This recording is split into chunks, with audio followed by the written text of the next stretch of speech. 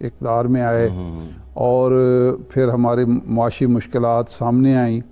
تو ہم IMF میں نہیں جانا چاہتے تھے، سعودی عرب کا دورہ کیا تو اس وقت بھی ہمیں پارکنگ کے لیے $3 ارب دیے گئے اور تیل مؤخر ادائیگی پر ہمیں دیا گیا۔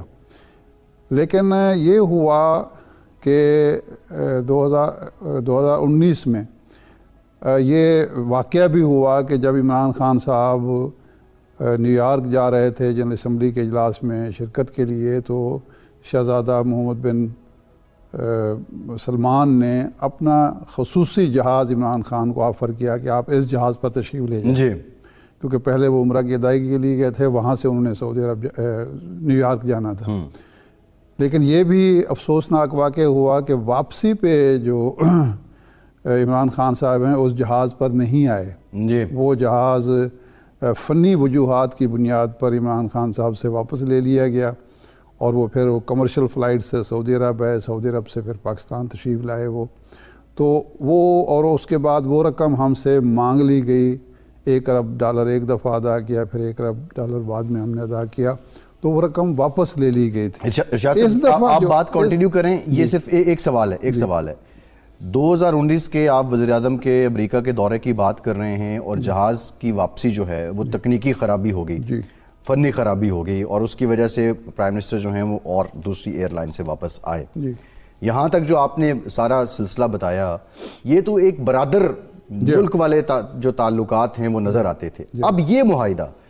یہ بھی اسی طرح ہوا ہے کہ جس طرح ایک برادر اسلامی ملک دوسرے ملک کی مدد کر رہا ہے؟ دیکھیں لیپا پوتی ہم جو بھی کریں، وہ جو واپسی تھی عمران خان صاحب کی وہ کوئی دوستانہ فعل نہیں تھا۔ جہاز کی خرابی جو تھی وہ کسی دوستانہ فعل کی عکاسی نہیں کرتی تھی، دوستی کا شاہکار نہیں تھی، یہ حقیقت ہے۔ شہزادے کا جہاز جو ہے وہ فنی خرابی کا شکار ہو گیا اور وہ دلچسپ سٹوری بنائی گئی کہ جب وہ کینیڈا جا رہے تھے، پتہ نہیں 45 منٹ سفر کر چکے تھے یا 1 گھنٹہ سفر کر چکے تھے، پھر جہاز کی فنی خرابی ہوئی تو واپس لایا گیا نیو یارک میں، حالانکہ وہ کہیں بھی کسی اور ایئرپورٹ پہ کینیڈا میں بھی اتر سکتے تھے، لیکن وہ واپس آئے اور وہاں سے پھر دوسری فلائٹ لی گئی۔ خیر یہ الگ کہانی۔ اب جو یہ معاہدہ ہوا ہے اس سے پہلے جو بھی ہوا تھا ہمارے سامنے کوئی معاہدے کی دستاویز سامنے نہیں آئی تھی۔ یہ ہوا تھا کہ معاہدہ ہوا ہے لیکن وہ اس طرح سے ڈھول نہیں بجا تھا اس کا۔ اس دفعہ یہ ہوا ہے کہ باقاعدہ تحریری معاہدہ ہوا ہے، تیل کی مؤخر ادائیگی کا بھی تحریری معاہدہ ہوا ہے، اور یہ پارکنگ کے لیے جو $3 ارب ملیں گے وہ ہم خرچ نہیں کر سکتے، وہ صرف پارک رہیں گے۔ اور آپ کو پتہ ہے کہ ڈالر جو ہوتے ہیں وہ ہمارے بینکوں میں نہیں ہوتے، ہمارے وہ سارا کا سارا وہاں ہوتا ہے، نیو یارک جو فیڈرل بینک ہے امریکہ کا، اس میں ہوتے ہیں ڈالر وغیرہ سارا کوئی حساب کتاب۔ اور دلچسپ بات یہ ہے کہ یہ ایک تو معاہدہ ہوا، دوسرا یہ ہے کہ اس پر باقاعدہ ہم سود ادا کریں گے، ان $3 ارب پر بھی اور اس تیل پر بھی جو ہمیں مؤخر ادائیگی پر۔ یہ پیسے ہم استعمال نہیں کر سکتے، صرف ہمارے ریزرو میں ہونے کی وجہ سے ہم اس کے بھی چارجز دیں گے، سود دیں گے۔ یہ شو کریں گے کہ جناب ہمارے ریزرو جو ہیں اب اتنے ہیں، اس میں $3 ارب کا اضافہ ہو گیا، ہم استعمال نہیں کر سکتے، ہم دکھا سکتے ہیں کہ جی ہمارے ریزرو اتنے ہیں، اور اس کی ہمیں باقاعدہ ایک شرح سود جو ہے وہ طے شدہ ہے، وہ ہم ادا کریں گے۔ یہ پہلی بار ہو رہا ہے تاریخ، یہ پہلی دفعہ ہو رہا ہے، کم از کم ہمارے علم میں نہیں ہے، پاکستانی عوام کے علم میں نہیں ہے کہ ایسا کوئی معاہدہ سعودی عرب کے ساتھ ہوا ہو جس میں ہمیں شرح سود بھی ادا کرنی پڑی ہو اور سود کی ادائیگی پر یہ ہوا۔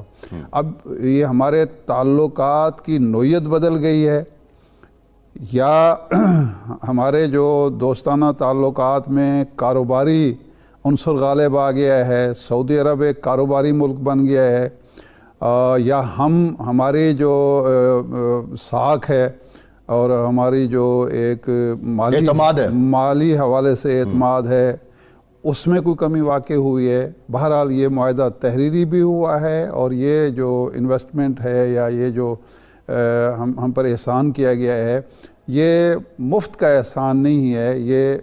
سود کی ادائیگی ہم احسان کے بدلے میں باقاعدہ ویسے تو کہتے ہیں حل جزاء الاحسان الا الاحسان، کہ احسان کا بدلہ احسان ہوتا ہے، تو اب یہ احسان جو ہے کہ اس کا بدلے میں ہم 3-3.5% سود بھی ادا کریں گے۔ نہیں یہ تو کوئی شادیانے بجانے والی خبر تو پھر نہ ہوئی نا ارشاد صاحب، جو سوال تھا۔ شادیانے بجانے والی یہ خبر اس لیے ہے کہ ہم $1 ارب وہاں سے لینے کے لیے، IMF سے لینے کے لیے، جب ان کی 4 شرائط مان رہے ہیں جس میں ہم $350 ارب کے ٹیکس کی جو چھوٹ ہے وہ بھی واپس لیں گے، ہم بجلی کی، پیٹرول کی، گیس کی قیمتیں بھی بڑھائیں گے، اور جو ہم لیوی بھی لیں گے، بڑے معاملات ہیں وہ بھی کریں گے۔ اور سب سے بڑی جو چیز ہے اس میں، جو ہمیں 4 شرائط میں سے ایک تھی،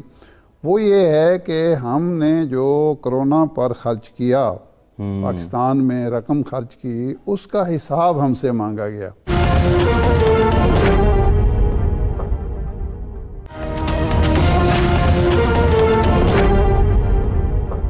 ایک سوال ہے ارشاد صاحب،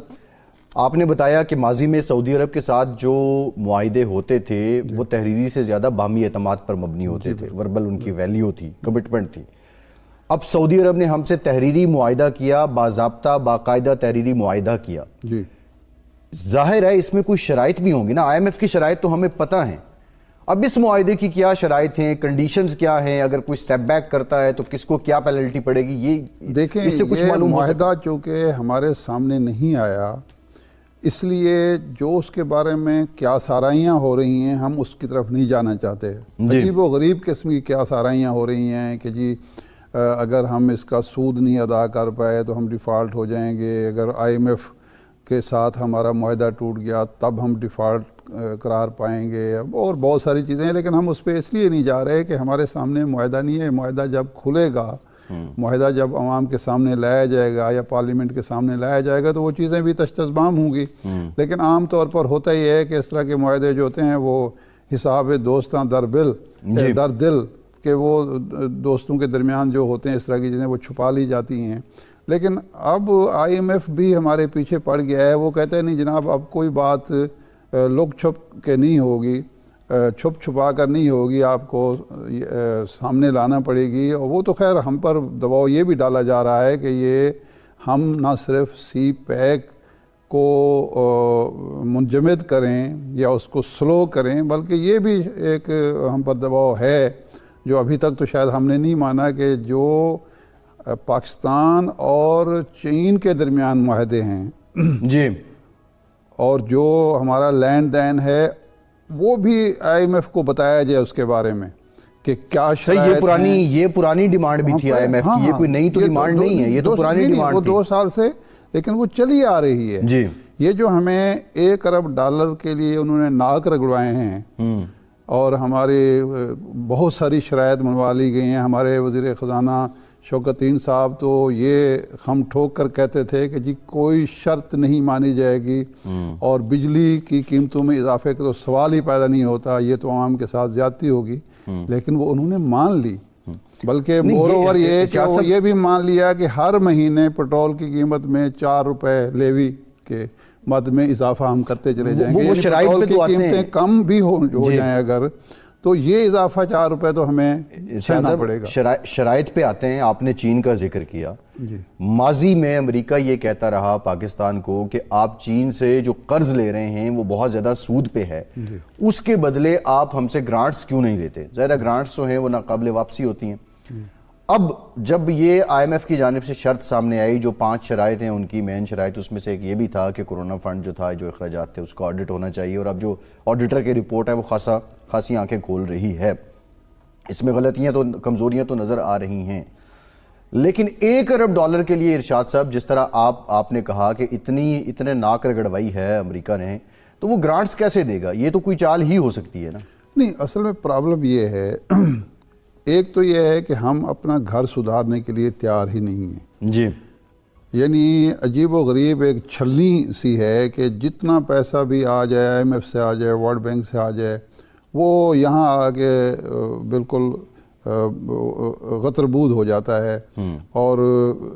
کچھ لگتا ہے اور کچھ لگاتا ہے، وہ جو مشہور ہے نا جی وہ کھاتا ہے تو لگاتا بھی ہے، وہ یہ ہمارے ہاں یہ لگانا بعد میں ہوتا ہے، کھانا پہلے ہوتا ہے، ایک تو یہ پرابلم ہے۔ جی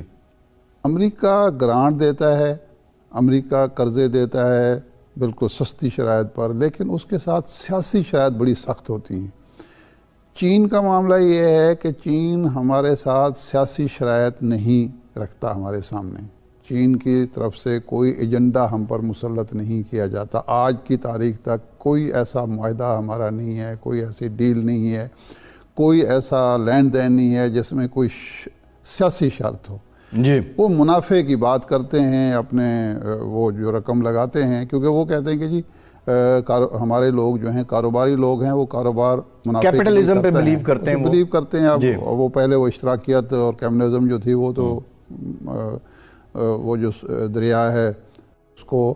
ایک ریاست کے طور پر تسلیم ہی نہیں کرتے تھے۔ پاکستان نے چین کو تسلیم کیا